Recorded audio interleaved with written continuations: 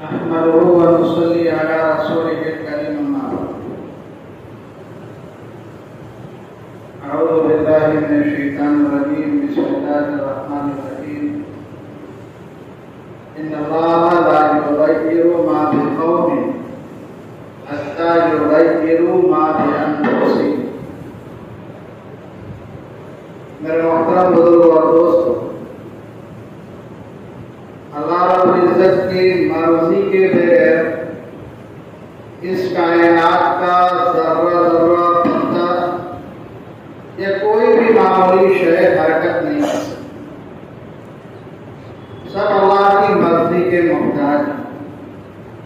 اللہ کی توفیق ہوتی ہے، بندہ نیکیوں کو کرتا ہے. اللہ کی توفیق نہیں ہوتی، بندہ نیکیوں کو کر ہی نہیں سکتا. اللہ رب العزت نے ہمیں یہاں پر جمع فرمایا، قرآن کی، حدیث کی، اپنے لاڈلے پیغمبر کی، شریعت کی باتوں کو سننے کے لیے. اس رب کا ہم پر بڑا کرم، انعام اور احسان ہے. اتنا تو ہے کہ اللہ ہم سے پیار کرتے ہیں. اسی وجہ سے اللہ نیکیوں کی ہمیں توفیق دے. علماء نے فرمایا اگر ایک نماز کے بعد دوسری نماز کی توفیق ملتی ہے، یہ علامت ہے کہ اللہ نے آپ کی پہلی نماز قبول کر لی. اور اللہ قبول کب کریں گے؟ جب اللہ بندے سے راضی ہوگی، بندے کا عمل اللہ کو پسند آتا ہے. اور اللہ تعالیٰ کبھی کبھی اپنے فضل اور کرم سے، ہم اس لائق نہیں ہیں،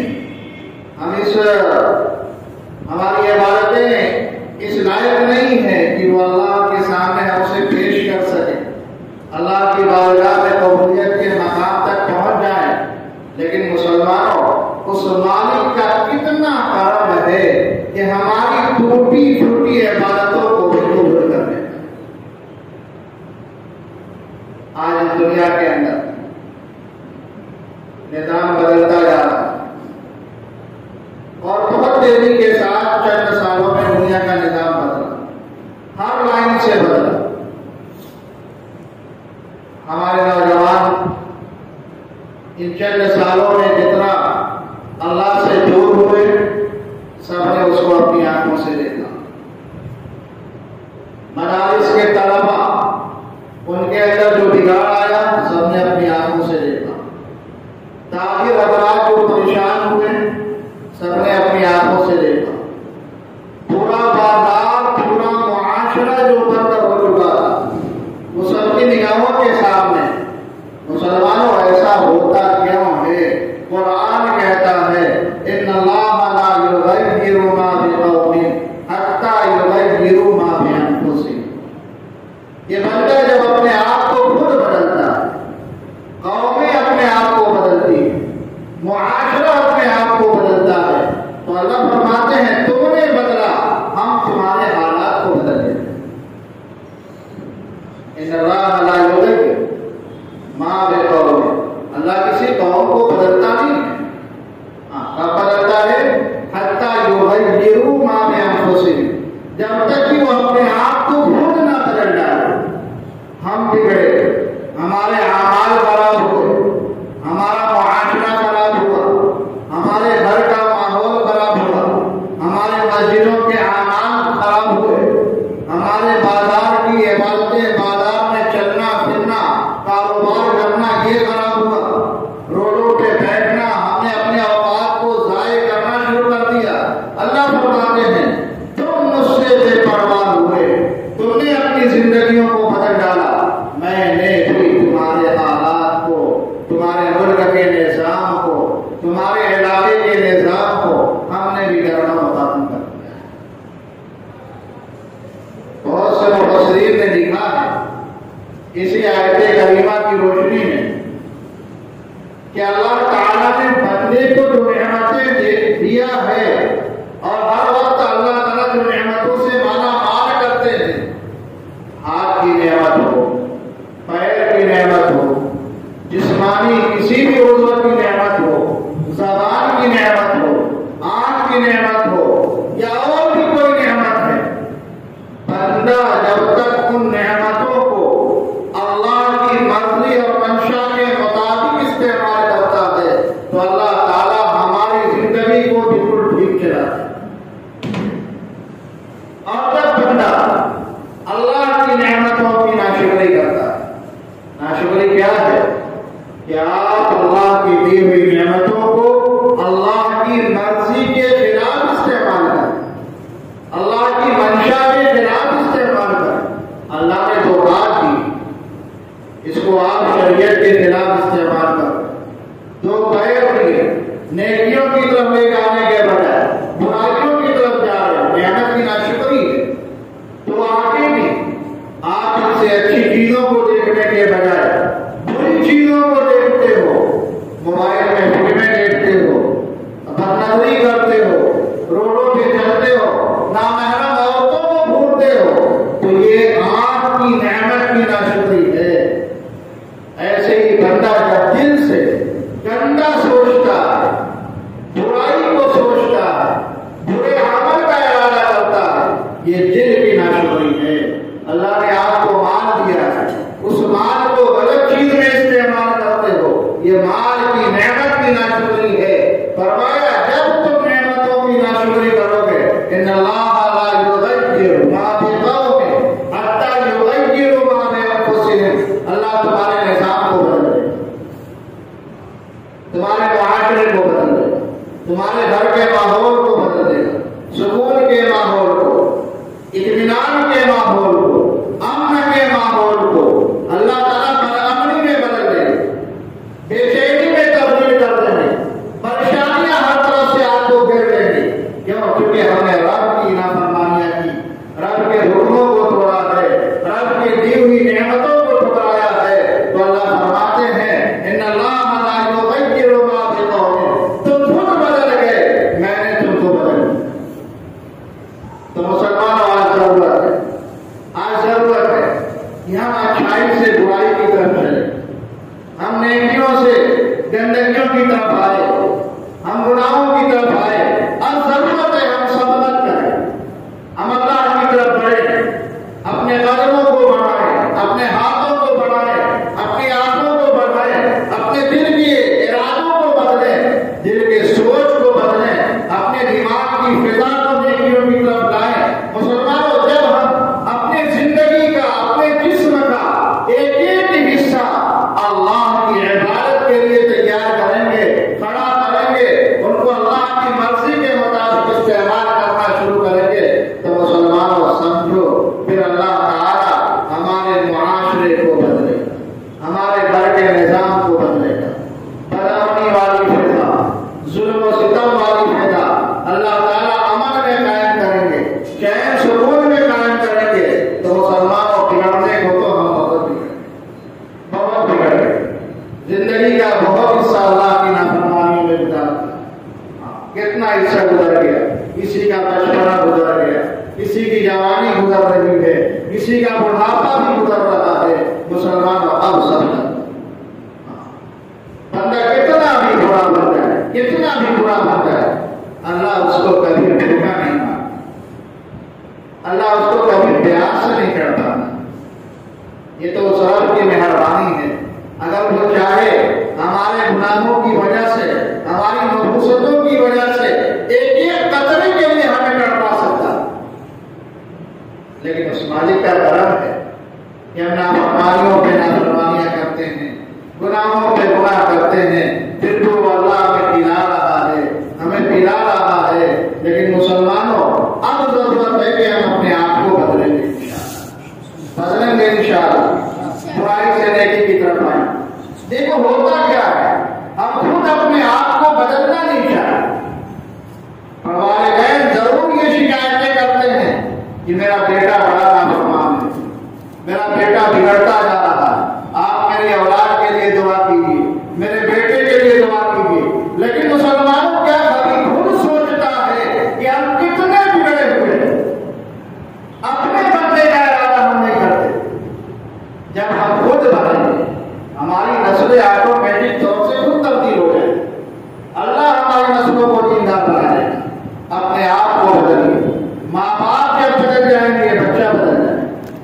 باپ چاہتا ہے میرا بچہ حافظ بنے، میرا بچہ عالم بنے، میرا بچہ دیندار بنے، نمازی بنے، معاشرہ بنے، میرے بچے کے چہرے پہ داڑھی ہو، میرے بچے کے چہرے سے نور ٹپک رہا ہو. یہ کب ہوگا مسلمانوں؟ آپ والدین کو خود بدلنا ہوگا. بچے کی پہلی گود، پہلا مدرسہ جو ہوتا ہے یہ ماں کی گود ہے. ماں اپنے گود میں بچے کو لیتی ہے اور اپنی زبان سے گندی باتیں بولتی ہے تو بچے کے دماغ میں ریکارڈ ہو رہا ہے. ماں بچے کو گود میں لے کر جھوٹ بول رہی ہے، ماں بچے کو گود میں لے کر غیبتیں کر رہی ہے، ماں بچے کو گود میں لے کر دوسروں کے بارے میں حسد کیا کر رہی ہے، اپنے دل میں کینہ پال رہی ہے، نمازوں کو چھوڑ رہی ہے، اللہ اللہ نہیں کرتی ہے، اللہ کے حکموں پر نہیں چلتی ہے. تو بچہ دیندار ہوگا کیسے؟ جب یہی ہماری ماں بہنیں دیندار تھیں، لوگوں نے دیکھا، کتابوں کو پڑھیے، پیدا ہونے والا بچہ بہت سی مرتبہ حافظ قرآن ہوا کرتا تھا. بہت سی مرتبہ کتنی صورتیں تیار ہوتی تھی اور کتنے بچے تو ایسے ہوتے تھے ماں کے پیٹ سے نکلتے ہی اپنے رب کو یاد کرتے. تو بگڑے تو ہم خود ہیں.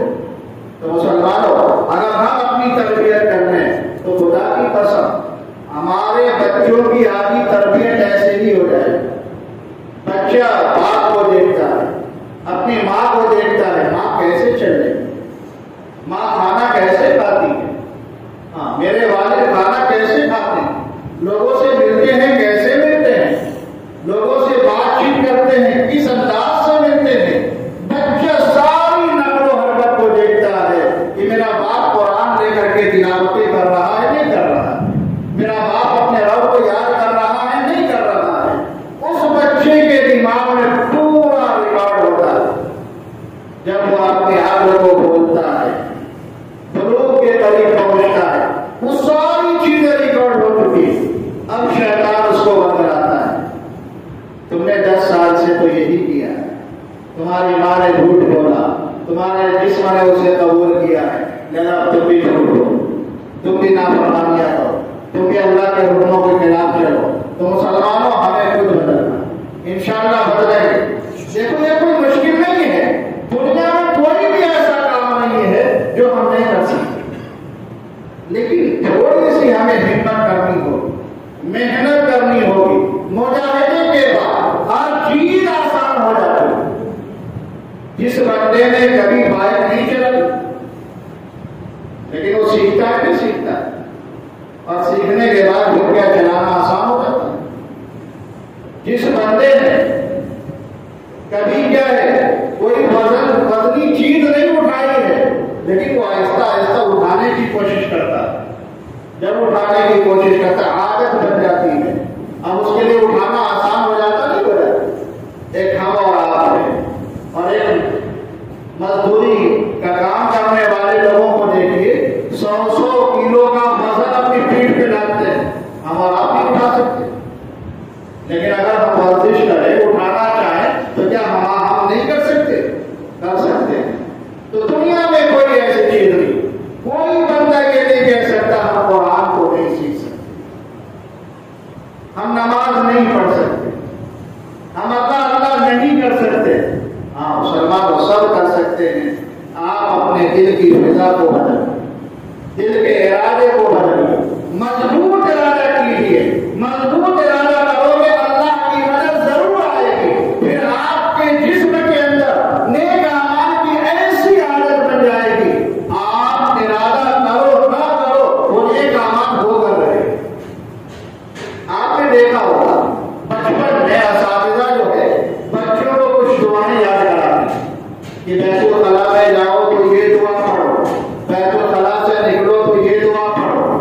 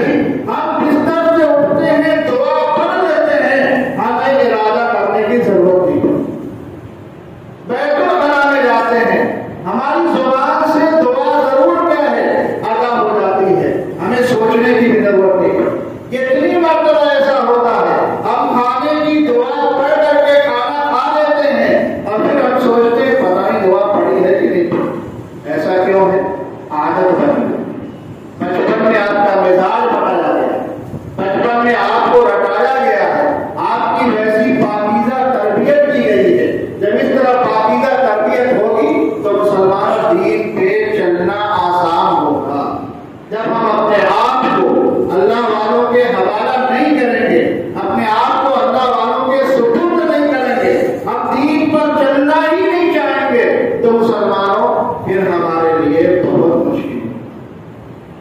اگر ہم چاہتے ہیں ہماری نسلیں دیندار بنے، ہم چاہتے ہیں ہمارے گھر کا ماحول سکون والا بنے، ہم چاہتے ہیں ہمارے گھر سے لڑائی جھگڑے ختم ہو، فتنے ختم ہو، امن والی فضائیں قائم ہو، تو مسلمانوں اپنے آپ کو بنانے کی کوشش کریں، اپنے آپ کو بدلنے کی کوشش کریں۔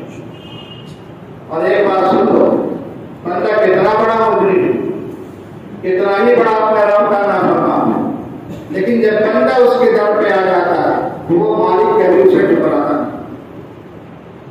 کتنا ہی بڑا مجرم، پوری زندگی اللہ کی نافرمانیوں میں گزار دینے والا بندہ اللہ کے در پہ آنے بیٹھ جائے، آنکھوں سے آنسو بہا لے اور اللہ سے کہے آئندہ میں عزم کرتا ہوں، ارادہ کرتا ہوں کہ اب تیری کوئی نافرمانی نہیں کروں گا، اسی وقت اس کی زندگی بدل جائے، پچھلے سارے گناہ معاف ہو جائے۔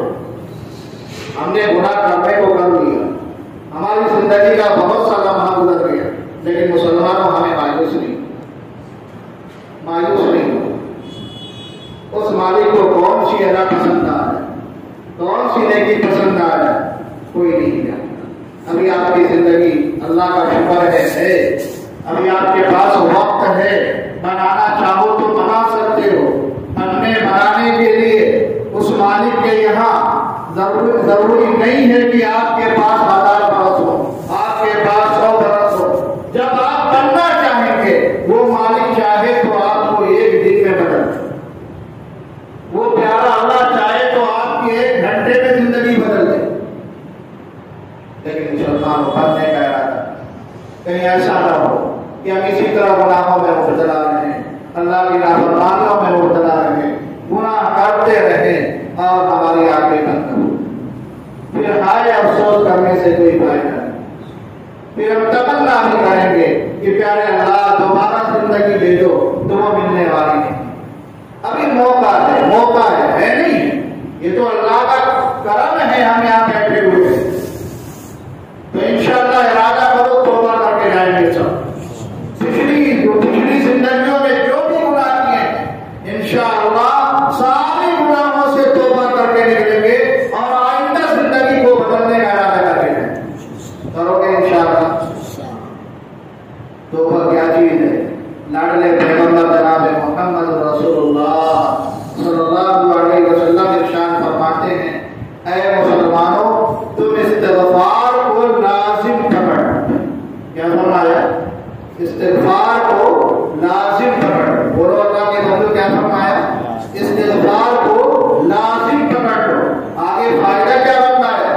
جو بندہ استغفار کو لازم پکڑتا ہے اللہ تعالیٰ ہر تنگی سے، ہر مصیبت سے، ہر دکھ سے، ہر پریشانی سے، ہر تنگی سے نکلنے کے راستے پیدا کرتے ہیں۔ ساری پریشانیاں ختم، ساری تنگیاں ختم، ساری دشواریاں ختم۔ کب؟ فرمایا جب بندہ استغفار کو لازم کرے۔ اور آگے کیا فرمایا؟ ایسے بندوں کو اللہ رزق ایسی جگہ سے دیتا ہے جہاں ہم اور آپ کا وہم و گمان بھی نہیں، بندے کا وہم بھی نہیں ہوتا کہ مجھے یہاں سے روزی مل سکتی، لیکن آپ استغفار کی کثرت کرتے ہو، استغفار کو اپنی زندگی کا معمول بناتے ہو، گناہوں سے توبہ کرتے ہو، تو فرمایا اللہ ایسی جگہ سے رزق پہنچائیں گے کہ ہم اور آپ تصور بھی نہیں کر سکتے۔ ایسا بہت سی مرتبہ ہوتا ہے، بہت سے بندے جو استغفار کی پابندی کرتے ہیں، روزانہ توبہ کرتے ہیں، ان کا مشاہدہ ہے، ان کی زندگیوں کا تجربہ ہے کہ ہم اپنی دکان پہ بیٹھے رہتے ہیں اور معلوم نہیں شام سے کہاں سے ہمارے پاس روزی کا، مال کے آنے کا، تجارت کے چلن کا فیصلہ ہو جاتا ہے، ہماری عقلیں حیران رہتی۔ تو کیا فرمایا؟ استغفار کو لازم پکڑو۔ جو بندہ استغفار کو لازم پکڑتا ہے اللہ تعالیٰ ہر تنگی سے، ہر مصیبت سے، ہر دکھ سے، ہر پریشانی سے نکلنے کی راہیں پیدا کر دیتے ہیں اور ایسی جگہ سے روزی پہنچاتے ہیں جہاں سے بندے کا وہم و گمان نہیں ہوتا. مرنا سب کو ہے, نام اعمال سب کو ملے گا, ملے گا نہیں ملے گا؟ ارے ہم سب کو بھی ملے گا. فرمایا جس بندے کے نام اعمال میں کثرت کے ساتھ استغفار ہو, فرمایا توبہ, ایسے بندے کے لیے بشارت ہے, خوشخبری ہے. خوشخبری کس چیز کی ہوتی ہے؟ برائی کی ہوتی ہے. اللہ کے بندوں بولو برائی کی ہوتی ہے. فرمایا توبہ بشارت ہے, خوشخبری ہے. اس چیز کی اللہ کی رضا کی, اللہ کے دیدار کی, جنت کے فیصلے کی, آخرت کے کامیابی کی, جہنم سے حفاظت کی, قبر کے عذاب سے حفاظت کی. فرمایا توبہ بشارت ہے. اس لیے اپنے نام اعمال میں کثرت کے ساتھ استغفار کو کیا ہے کرتے رہو, کرتے رہو, کرتے رہو. اور ایک جگہ رحمت عالم صلی اللہ علیہ وسلم نے بڑی پیاری بات فرمائی. مسلمانوں ذرا سوچو سوچو کہ اللہ اپنے بندوں سے کتنی محبتیں کرتے, وہ رب کتنا چاہتا ہے کہ میرے بندے مجھ سے قریب ہوں. فرمایا رحمت عالم صلی اللہ علیہ وسلم نے, شیطان نے اللہ سے کہا, ابلیس نے پروردگار عالم سے کہا کہ پروردگار عالم, جب تک تمہارے بندوں کے جسموں میں جان رہے گی, روح رہے گی, ان کا جسم جب تک حرکت کرتا رہے گا, خدا کی قسم میں انہیں گمراہ کرتا رہوں گا. کس نے کہا تھا؟ ابلیس. کس سے کہا تھا؟ اللہ. تیری عزت کی قسم, تیری عزت کی قسم, جب تک تیرے بندوں کے جسم میں روح رہے, جان رہے گی, میں اس وقت تک انہیں گمراہ کرتا رہوں گا. قربان جائیں گے, قربان جائیں گے, قربان جائیں گے پیارے اللہ کی محبت پر, قربان جائیں گے اس ارحم الراحمین کی رحمت پر, قربان جائیں گے اس مالک کی مہربانی پر. مسلمانوں آج وہ کہتے ہیں وہ پیارا اللہ اپنے بندوں سے 70 ماؤں سے زیادہ محبت کرتا ہے. مسلمانوں اس اللہ کی محبت کو, اللہ کی رحمت کو محدود کرنا ہے. اس اللہ کی رحمت کا اندازہ ہم نہیں لگا سکتے. پیارے اللہ کے لاڈلے پیغمبر نے خود فرمایا, اللہ فرماتے ہیں رحمت کے 100 حصے میں نے پیدا کیے. کتنے؟ 100 حصے. بولو کتنے؟ 100 حصے. 100 حصے, 100 حصے. فرمایا 99 حصے میں نے اپنے پاس رکھے. کتنے؟ 99 حصے میں نے اپنے پاس رکھے. رحمت کا ایک حصہ میں نے دنیا کے اندر اتارا. اس ایک حصے کا نتیجہ ہے کہ دنیا کے اندر ذرہ ذرہ, دریاؤں میں دیکھو مچھلیاں, خشکی میں دیکھو ماں اپنے بچے سے, جانور اپنے بچوں سے, پورا ذرہ ذرہ جو آپس میں پیار کرتا ہے, محبتیں کرتا ہے. مسلمانوں فرمایا اسی رحمت کا نتیجہ ہے. اور جس رب نے 99 رحمت اپنے پاس رکھی ہو, مسلمانوں اس کی محبت کا, اس کی رحمت کا, اس کے پیار کا اندازہ ہم اور آپ کیسے کر سکتے ہیں؟ یہ کہنا کہ 70 ماؤں سے زیادہ, 70 نہیں لاکھوں اربوں ماؤں سے زیادہ وہ رب اپنے بندوں سے محبت کرتا ہے. کیا فرمایا ابلیس نے جب کہا یہ میں تیرے بندوں کو جب تک ان کے جسم میں جان رہے گی گمراہ کروں گا. اللہ فرماتے میری عزت کی قسم. مسلمانوں کیا فرمایا؟ میری عزت کی قسم, میرے جلال کی قسم, میرے بلند مرتبے کی قسم, خدا کی قسم, جب تک یہ بندہ میرے در پر آئے گا, توبہ کرے گا, استغفار کرے گا, میں اسے معاف کرتا ہوں, اسے بخشتا ہوں, اس کے جرموں کو کیا ہے پردہ ڈالتا ہوں, اس کے سارے جرموں کو نیکیوں میں تبدیل کرتا ہوں. رحمت عالم صلی اللہ علیہ وسلم نے فرمایا, امام اوزاعی رحمہ اللہ فرماتے ہیں, امام اوزاعی کہ ابلیس ایسے بندوں سے مایوس ہوتا ہے جو اپنی زندگیوں میں کثرت کے ساتھ استغفار کرتے ہیں. اپنے چہروں سے پوچھتا کہ تم اللہ کے بندوں کو, انسانوں کو کیسے گمراہ کرتے ہو؟ وہ کہتے ہیں ہر طریقے سے گمراہ, ہر جہت سے گمراہ کرتے ہیں.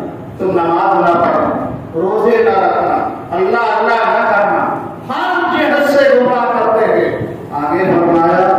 کیا استغفار کے بارے میں نہیں گمراہ کرتے ہو؟ تو چیلوں نے کہا استغفار پہ ہمارا بس کیسے چلے، استغفار کا تعلق تو اللہ کی توحید سے جڑا ہوا۔ تو ابلیس کیا کہتا ہے؟ ہم استغفار سے ان کو مایوس تو نہیں کر سکتے، لیکن ہاں ایسی تدبیریں پیدا کر سکتے ہیں جن سے ان کو استغفار کا موقع بھی نہ ملے۔ وہ کیا تدبیر ہے؟ فرمایا ہم ان انسانوں کو دنیا کی لذتوں میں، دنیا کی خواہشات میں، دنیا کی تمام خوبصورتی اور زینتوں میں مبتلا کر دیں گے، ان کے ذہنوں میں دنیا کے جمال کو پیدا کر دیں گے، یہ انہی لذتوں میں کیا ہے مشغول ہو کر کے اپنے آپ کو اتنا بھول جائیں گے، اللہ سے اتنا غافل کر دیں گے کہ کبھی استغفار پڑھیں گے، استغفار پہ اس کا زور نہیں چلتا، استغفار پہ زور نہیں چلتا، تو اللہ کے بندوں کو روکنے کے لیے کیا کرتا ہے کہ ان کو کسی کام میں اس طرح مصروف کر دو کہ یہ اپنی زبان سے استغفار اور توبے والا عمل کر ہی نہ سکے۔ تو مسلمان استغفار کرو گے انشاءاللہ۔ لاڈلے پیغمبر نے فرمایا، رحمت عالم صلی اللہ علیہ وسلم نے فرمایا، اے بندو میں روزانہ 100 مرتبہ استغفار کرتا ہوں، تم بھی کیا ہے استغفار کرو۔ اللہ کے لاڈلے پیغمبر معصوم تھے نہیں تھے، آپ کے اگلے بھی گناہ پچھلے بھی گناہ بخشائے ہیں، پھر بھی کیا فرماتے ہیں، میں 100 مرتبہ استغفار کرتا ہوں۔ مسلمانوں مطلب یہ نکلا استغفار کے لیے گناہ کا کرنا ضروری نہیں، بہت سی مرتبہ استغفار کیا جاتا ہے، شکر ادا کرنا کہ پیارے اللہ تو نے جو نعمتیں مجھے دی ہے اس کا جیسا شکر ادا ہونا چاہیے ویسا نہیں ہو، لہذا ہم اپنے اس عدم شکر کی تلافی کے لیے تجھ سے مانگتے ہیں، جیسا تیری نعمت کا شکر ادا کرنا چاہیے تھا ہم اس کو کیا ہے ادا نہیں کر سکتے، اس لیے ہم کیا کرتے ہیں استغفار کرتے ہیں۔ نماز کے بعد بھی استغفار کیا جاتا ہے، آپ اسلام کی سنت ہے کہ جب بندہ نماز سے سلام پھیرے 3 مرتبہ کہ استغفر اللہ استغفر اللہ استغفر اللہ۔ کیوں؟ جیسی نماز پڑھنی چاہیے، جس دھیان سے پڑھنی چاہیے، جس اخلاص سے پڑھنی چاہیے تھی، جس شوق اور محبت سے پڑھنی چاہیے تھی، جس استحضار کے ساتھ پڑھنی چاہیے تھی، مسلمان اس استحضار کے ساتھ ہم نے نہیں پڑھا۔ ایک حدیث میں آپ کے سامنے بیان کرتا ہوں، رحمت عالم صلی اللہ علیہ وسلم نے ارشاد فرمایا کہ ایک بندہ جب کہ استغفار کرتا ہے، توبہ کرتا ہے، تو اللہ تعالیٰ کو ایسے بندوں سے اتنی زیادہ خوشی ہوتی ہے، مسلمانوں کتنی خوشی، ذرا آپ سوچو کیا فرمایا رحمت عالم نے کہ تم میں کا کوئی بندہ سامان کو اپنی سواری پہ لاڈ کر جنگل میں جا رہا اور اچانک جنگل میں جہاں پہ نہ کھانے کا انتظام نہ پانی کا انتظام، کوئی چیز وہاں میسر نہیں ہے، اس بندے کی سواری وہاں گم ہو جاتی ہے، وہ جنگل میں در کی ٹھوکریں کھاتا ہے، کبھی ادھر جاتا ہے کبھی ادھر آتا ہے کہ میری سواری مل جائے، کیونکہ میری سواری میں میرا پانی تھا، میری سواری پہ میرے کھانے کی چیزیں تھی، اور یہ جنگل پورا پانی سے خالی ہے، جنگل میں کھانے کی کوئی چیز نہیں ہے۔ وہ بندہ سواری کو تلاش کرتے کیا بالکل تھک جاتا ہے، اب زندگی سے مایوس ہو جاتا ہے کہ اب مجھے مر جانا ہے، مرنے کے سوا کوئی چارہ نہیں ہے، کیونکہ جنگل میں نہ پانی ہے نہ کھانے کی چیز ہے اور نہ جنگل سے نکل نہیں سکتا ہو۔ تو مسلمانوں کو اللہ کا بندہ کہتا ہے ایسا کیوں نہ ہو، جس درخت کے پاس میری سواری گم ہوئی تھی اسی درخت کے پاس میں کیوں نہ جا کر آ رہا ہوں اور وہیں میں کیوں نہ مر جاؤں۔ وہ اللہ کا بندہ آ کے درخت کے پاس سوتا ہے، اس ارادے سے سوتا ہے اب اٹھنا نہیں ہے، اب مر جانا،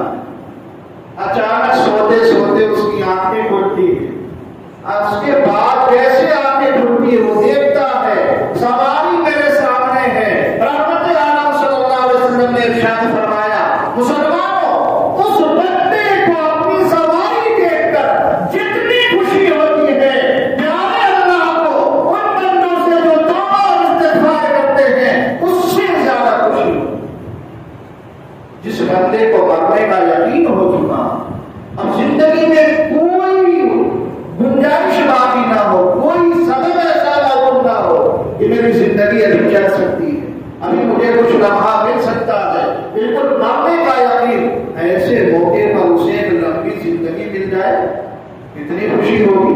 ہم اور آپ اس کا تصور نہیں کر سکتے۔ ان لوگوں سے پوچھو جن کو کینسر ہو جاتا ہے، جن کو ڈاکٹروں نے بتا دیا اگلے ہفتے تمہاری موت ہے، پھر اگلے ہفتے رپورٹ آتی ہے تمہارا جسم بالکل صحیح سالم ہے، آپ ان سے پوچھو ان کو کتنی خوشی ہوتی ہے۔ فرمایا اس بندے کو جتنی خوشی ہوتی ہے پیارے اللہ کو اس سے زیادہ خوشی ہوتی ہے۔ تو مسلمانوں، ہمیں اپنی زندگیوں میں کیا استغفار کثرت سے کرنا ہے، اللہ والا اپنے آپ کو بنانا ہے، اللہ کے قریب کرنا ہے، اپنی زندگیوں کو بدلنا ہے۔ فرمایا ان اللہ لا یغیر ما بقوم حتی یغیروا ما بانفسہم، جب بندہ اپنے آپ کو خود بدلے گا اللہ تعالیٰ ان کو خود بدل دیں گے۔ تو ہم انشاءاللہ اپنے آپ کو نیکیوں پر کھڑا کرنے کا ارادہ کریں گے، ہمت کریں گے، حوصلہ کریں گے۔ اس کے لیے ضروری ہے اللہ والوں سے جڑنا، اپنا رہبر بنانا، اپنے آپ کو کسی کے سپرد کرنا۔ جب آپ اپنے آپ کو حوالے کر دو گے، اپنی بیماریاں بتلاؤ گے کہ ہمیں نمازیں نہیں پڑھی جاتی ہیں، ہم نماز پڑھتے ہیں، ہماری نماز میں یہ وسوسہ آتا ہے، ہم کاروبار کرتے ہیں، کاروبار میں یہ جھوٹ بول دیا کرتے ہیں، ہم کیا ہے لوگوں کے ساتھ ملتے ہیں، ہمارے دل میں کینہ ہوتا ہے۔ جب ہم اپنی بیماریوں کو اپنے رہبر کے سامنے، اپنے شیخ کے سامنے، اپنے استاد کے سامنے، اپنے پیر کے سامنے جب رکھیں گے تو اس کا علاج بتائیں گے، پھر اس علاج کی روشنی میں جب ہم زندگی گزاریں گے ہماری زندگی بدلتی چلی جائے گی۔ ہم نمازی بھی بنیں گے تو سچے نمازی بنیں گے، ہم روزہ دار بنیں گے تو پکے روزہ دار بنیں گے، ہم اللہ اللہ اللہ کہنے والے بنیں گے تو ثابت قدمی کے ساتھ اللہ اللہ کہنے والے بنیں گے۔ لیکن مسلمان کو ضرورت ہے اپنے آپ کو حوالے کرنے کی۔ اس مجمع میں اگر کوئی کسی کو اپنا شیخ نہ بنایا ہو تو انشاءاللہ آج اپنا شیخ بنا کر جانا جائیں گے، انشاءاللہ آج اپنا رہبر معین کر کے جائیں گے اور آج اپنی زندگیوں کو بدلنے کا فیصلہ کر کے جائیں گے۔ اور ایک بات میں آپ کے سامنے بتلا دوں کہ اس مجلس کے آخر میں دعائیں بھی کی جائیں گی، تو دعائیں مانگنے کا بھی طریقہ ہوتا ہے، یہ بھی اللہ والوں سے سیکھا جاتا ہے کہ پیارے اللہ سے مانگا کیسے جاتا ہے۔ حضرت محدث اعظم شیخ الحدیث مولانا عبدالجبار صاحب اللہ برکت فرماتے ہیں، حضرت نے لکھا ہے کہ آج کل لوگ دعا مانگتے نہیں ہیں، دعا پڑھتے ہیں۔ کیا فرمایا؟ دعا مانگتے نہیں ہیں، دعا پڑھتے ہیں۔ دعا پڑھنے کا حکم نہیں ہے، دعا مانگنے کا حکم ہے۔ اللہ سے مانگا کیسے جائے گا، یہ بھی سیکھنے کی چیز ہے۔ مثال سے سمجھیے، ایک بندے کے اوپر بہت زیادہ قرضہ ہے، 1 کروڑ کا قرضہ ہے مثال کے طور پہ، وہ بندہ مسجد میں آتا ہے، اللہ کے سامنے ہاتھ پھیراتا ہے، لیکن اس کے دل میں یہ بات ہے کہ 1 کروڑ کا انتظام کہاں سے ہوگا۔ مسلمان دعائیں ہم اتنی غفلت کے ساتھ مانگیں گے، ہمارا یقین ہی نہیں ہے کہ اللہ کا 1 کروڑ کیا وہ دینے پہ آئے تو آپ کو مرغوں دے سکتا ہے، وہ ذات تو بہت بڑی ہے، اس سے مانگنے کا طریقہ کیا ہے، مسلمانوں کس یقین کے ساتھ مانگا جاتا ہے، یہ بھی سیکھنے کی چیز ہے، یہ بھی اللہ والوں سے کیا ہے ملتا ہے۔ تو حضرت محدث اعظم اللہ تعالیٰ فرماتے ہیں اللہ سے کیسے مانگا جاتا ہے اس کو سیکھو۔ اور میں آپ کو بتاتا ہوں کہ آپ جائیے نظام الدین، آپ جائیے دہلی کی جامع مسجد، وہاں دیکھیے کچھ فقراء بیٹھے ہوئے ہوتے ہیں۔ فقراء جب دیکھتے کوئی امیر آیا ہے، کوئی مالدار آیا ہے تو وہ ان کے پیچھے لگ جاتے، اور لگنے کے بعد ایک مرتبہ نہیں کہتے تھے، وہ اس کے پیچھے چلتے ہیں کتنا، کبھی آدھا کلو میٹر دور تک چلتے ہیں، کیونکہ انہیں یقین ہے کہ یہ بندہ مجھے ضرور دے گا۔ اور ہوتا ایسا ہی ہے کہ وہ اس کے پیچھے لگے رہتے ہیں اور وہ دے کر جاتا ہے۔ علامہ ابن قیم رحمہ اللہ فرماتے ہیں کہ ایک بچہ ہے جس کی عمر 8 سال 9 سال کی ہے، ماں اس سے بہت زیادہ غصے میں ہے،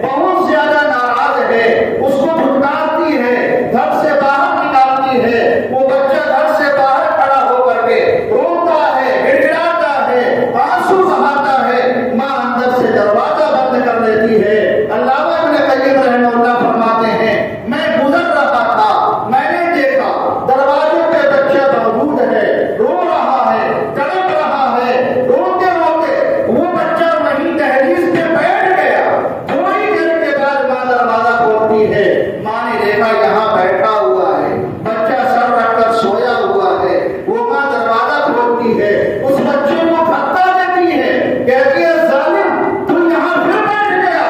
ماں بھی اتنے غصے میں اس کا غصہ ٹھنڈا نہیں ہوا، وہ اسے دھکا دے کے بھگاتی ہے، بچہ وہاں سے اٹھ کھڑا ہوتا ہے۔ علامہ ابن قیم رحمہ اللہ فرماتے ہیں کہ میں کھڑا ہو کر تماشا دیکھنے لگا کہ دیکھوں تو صحیح ہوتا کیا ہے۔ وہ اللہ کا بندہ 8 سال کا بچہ روتے روتے روتے روتے روتے روتے گلی کے اس کونے تک جاتا ہے، تھوڑی دیر گلی کے کونے پہ کھڑا رہتا ہے، پھر وہاں سے واپس آتا ہے۔ روتے روتے اس کی بری حالت ہو چکی ہے، تھک چکا ہے، بدن چور ہو چکا ہے، وہیں ماں کے گھر کے دروازے کے پاس چوکھٹ پر اپنے سر کو رکھ کر سو جاتا ہے۔ ماں دروازہ کھولتی ہے، ابھی بھی اس ماں کا غصہ ٹھنڈا نہیں ہوا، پھر اسے بھگاتی ہے کہ ظالم تو پھر یہاں آ گیا، یہاں سے چلا جا، اپنی شکل نہ دکھانا۔ وہ معصوم سا بچہ، مسلمانوں ذرا اپنے دل سے سنو، وہ معصوم سا بچہ کھڑا ہوتا ہے، کھڑا ہوتا ہے، کہتا ہے پیاری ماں، پیاری ماں، پیاری ماں، میں تم نے پہلی مرتبہ بھگایا، میں تمہارے بھگانے کی وجہ سے اپنے دل میں ارادہ کیا کہ خدا کی قسم میں اپنے گھر دوبارہ نہیں لوٹوں گا، بازار میں جاؤں گا، بھیک مانگ لوں گا، مجھے 2 روٹی مل جائے گی، اپنا پیٹ پال لوں گا، اگر اس سے بھی پیٹ نہیں بھرے گا کسی کے گھر جاؤں گا، جھاڑو لگاؤں گا، اس کی خدمتیں کروں گا، وہ 2 روٹی دے دے گا، میں اپنی زندگی گزار لوں گا۔ لیکن پیاری ماں، جب میں گلی کے اس کونے پہ گیا، میرے دل نے مجھ پر وار کیا، میرے دل نے حملہ کیا کہ پیاری ماں جو محبت تم مجھے دے سکتی ہے وہ دنیا کا کوئی بندہ مجھے محبت نہیں دے سکتا۔ یہ سوچ کر میں واپس آ گیا، اب تو میں نے فیصلہ کر لیا، تو مجھے بھگانے کی تھی تو میں یہیں پڑا رہوں گا، تو مجھے دھکا دے گی پھر بھی میں اسی گھر میں رہوں گا۔ مسلمانوں علامہ ابن قیم فرماتے ہیں جب بندہ اس یقین کے ساتھ، اس اعتقاد کے ساتھ کہ اس رب سے جب مانگا جائے وہ رب دیتا ہے، 1 مرتبہ نہیں 10 مرتبہ مانگیں گے، جب بندہ اس یقین کے ساتھ مانگتا ہے۔ علامہ ابن قیم فرماتے ہیں مسلمانوں وہ رب اپنے بندے کو کبھی ٹھکراتا نہیں ہے۔ اس لیے علماء نے فرمایا جو دعائیں اہم ہوتی ہیں، جو دعائیں قیمتی ہوتی ہیں، جو دعائیں آپ کی ضرورت کی ہوتی ہیں، حضرت محدث اعظم نور اللہ تعالیٰ فرماتے ہیں ان دعاؤں کو اخلاص کے ساتھ، یقین کے ساتھ، لو لگا کر کے 3 مرتبہ اللہ سے مانگنا چاہیے۔ اللہ تعالیٰ ہمیں اپنے سے مانگنے والا بھی بنا دے۔ تو مسلمانوں ارادہ کرو، پکا ارادہ کرو کہ انشاءاللہ ہم اپنی زندگی کو بنائیں گے انشاءاللہ، بنائیں گے، اپنا رابطہ معین کریں گے انشاءاللہ۔ آج بھی یہ روحانی مجلس آپ لوگ آئے، خود نہیں آئے، اللہ نے بھیجا، اللہ نے آپ کو یہاں پر جمع فرمایا۔ جب آپ یہاں پر آ گئے اللہ آپ کے آنے کو قبول کر لے، آپ کے گھر میں اللہ خوشیاں پیدا کرے، آپ کی زندگیاں اللہ بدل دے، آپ کو اللہ والوں میں شامل کر دے۔ مسلمانوں اللہ والوں کی مجلسوں میں بیٹھنا، 1 لمحے کے لیے بیٹھنا 1000 نفلیں پڑھنے سے بہتر ہے، کیونکہ اللہ والوں کی صحبتوں سے جو زندگی میں تبدیلی آتی ہے اس کو دنیا نے دیکھا ہے، دنیا کے مشائخ نے دیکھا ہے، اس دنیا کے اولیاء اللہ نے اپنی نگاہوں سے دیکھا ہے۔ کیا فرمایا کہ پوری زندگی بتوں کو پوجنے والا، پوری زندگی غیر اللہ کی عبادت کرنے والا 1 مرتبہ لاڈلے پیغمبر کے پاس آ کر بیٹھ جائے، 1 منٹ کے لیے صحبت مل جائے، فرمایا اگر صحبت کے بعد کلمہ پڑھ لے تو وہ اتنے اونچے مقام پہ فائز ہو گیا کہ زندگی میں اس کے بعد آنے والے کوئی کتنی بھی ٹھوکرے کھالے، ٹھوکرے مارنے، مجاہدہ کرتے، اس بندے کے مقام اور مرتبے تک نہیں پہنچ۔ یہ صحبت کا اثر ہے تو اللہ کا کرم ہے، آپ لوگوں کی بڑی سعادت ہے، خوش قسمتی ہے اس پورے علاقے والوں کے لیے کہ آپ کے یہاں آج ایک اللہ والے تشریف لائے، بڑی اونچی نسبتوں کے مالک ہیں۔ بہت سے اللہ کے بندے ہوتے ہیں جو اپنی نسبتوں کو ظاہر نہیں کرتے، اپنی خوبیوں کو ظاہر نہیں کرتے۔ آپ کے درمیان میں جو شخصیت بیٹھی ہے یہ بھی کچھ ایسی ہی ہے۔ اللہ نے بڑی خوبیوں سے، بڑی نسبتوں سے حضرت کو نوازا ہے۔ اگر نسبت کو دیکھا جائے تو وقت کے محدث اعظم قطب عالم حضرت شیخ الحدیث مولانا عبدالجبار صاحب نور اللہ مرتضی، آپ ان کے صاحبزادے ہیں۔ حضرت کی شخصیت بہت اونچی تھی۔ مراد آباد شاہی کے اندر 31 برس تک بخاری شریف کا درس دیا۔ یہ آپ کے گجرات کے اندر جو ڈھابے ہیں یہاں پہ حضرت نے بخاری شریف کا درس دیا۔ آنند کے اندر جو مدرسہ ہے وہاں پہ حضرت نے کیا ہے بخاری شریف کا درس دیا۔ اور آنند کے اندر کتنے لوگ اس زمانے میں مرتد ہو گئے۔ حضرت شیخ الحدیث مولانا زکریا صاحب نور اللہ مرتضی نے آپ کے پاس خط لکھا کہ آپ اس علاقے میں پہنچیے، امت کو دوبارہ اسلام پر کھڑا کرنے کی محنت کیجیے۔ آپ وہاں راتوں کو جاتے تھے، دن میں کیا درس دیا کرتے تھے، گلی کوچوں میں چکر لگا کر کے۔ اس وقت سواری نہیں ہوتی تھی، آپ پیدل جاتے، بیل گاڑیوں پہ جاتے۔ جن لوگوں نے حضرت کی خدمتیں کی ہیں وہ بتاتے حضرت پہ قدم چلنے کی وجہ سے اتنے سخت ہو گئے تھے جیسے کہ لوہا۔ کلو میٹر اللہ کی ایشور محبت میں یہ جو بندے اللہ سے پھر چکے ہیں، گمراہ ہو چکے ہیں، مرتد ہو چکے ہیں، کس طرح اللہ کے در پہ آ جائیں، کس طرح اللہ والے بن جائیں۔ حضرت نے بڑی محنتیں کی۔ آج کل جو دارالتربیہ کے اندر خانقاہ چل رہی ہے اور صحابہ سے اس خانقاہ کی بنیاد بھی حضرت ہی نے رکھی، جہاں پہ آج ہزاروں کا مجمع ہوتا ہے خانقاہ کے رمضان کے اندر۔ تو یہ بڑی اونچی نسبتیں ہیں۔ بخاری شریف کی شرح بھی لکھی اور اسی طرح آپ کو اللہ کے بہت سے نیک بندوں نے اعتماد کرتے ہوئے آپ کو اجازت و خلافت سے نوازا۔ بہت سے حضرت شیخ الحدیث مولانا زکریا صاحب نے اللہ مرتضی کے بہت سے بڑے بڑے طلباء ہیں۔ شیخ ذکی الدین مدنی نور اللہ مرتضی، محدث کبیر حضرت مولانا مختار الدین صاحب دعوت بردار ہو، اور اس وقت موجودہ دور میں شیخ طریقت عارف اللہ قطب عالم حضرت شیخ عبدالجبار صاحب نقشبندی دعوت برکاتہ نے بھی آپ کو اجازت و خلافت سے نوازا ہے۔ اور ان حضرات کی اکابرین کی یہی آپ سے درخواست کی گئی ہے، آپ کو نصیحت کی گئی ہے کہ آپ اللہ کے بندوں کے پاس پہنچیں، ان کو اللہ سے قریب کرنے کی کوششیں کریں۔ تو یہ اللہ والے آتے ہیں تاکہ کیا ہے اللہ کے بندوں کو اللہ سے قریب کر دیا جائے۔ تو مسلمانوں آج آپ کو یہ موقع ملا ہے، اس کو کیا ہے ہاتھ سے جانے کا، بڑے ادب کے ساتھ، بڑے احترام کے ساتھ، کہ آپ کے دل میں باتیں اتر جائیں اور ہم کچھ بن کر کے جائیں۔ اس یقین کے ساتھ آپ بیٹھیے، جب تک حضرت کا بیان ہو، مراقبہ ہو، دعا ہو، بیعت کی مجلس ہو، آپ اخیر تک بیٹھے، اٹھنے کا ماحول نہ بنائیں۔ چاہے آپ چہار دارو بیٹھیں، اپنی حیات کو بدل دیں، تھوڑی سی کیا چستی پیدا کریں، اپنی حیات کو بدلنا چاہیں بدل دیں، لیکن اٹھنے کی کوشش نہ کریں۔ بہت مختصر پروگرام ہوگا، حضرت کی تھوڑی سی نصیحت ہوگی، پھر اس کے بعد حضرت کا ذکر کرائیں گے، مراقبہ ہوگا۔